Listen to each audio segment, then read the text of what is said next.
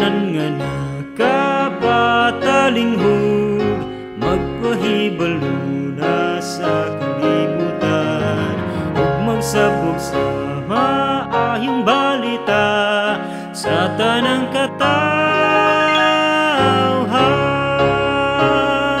Bisan kinsa lang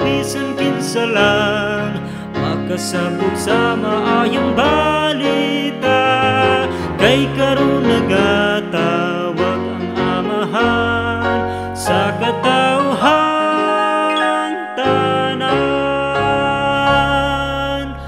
Umatong tanan dili maglangan, samtang pa ang pultahan inablihan.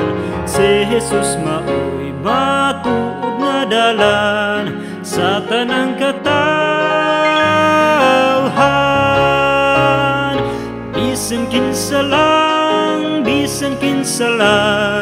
makasabog sa maayong balita, kay karon nagatawag ang Amahan sa katawhang tanan.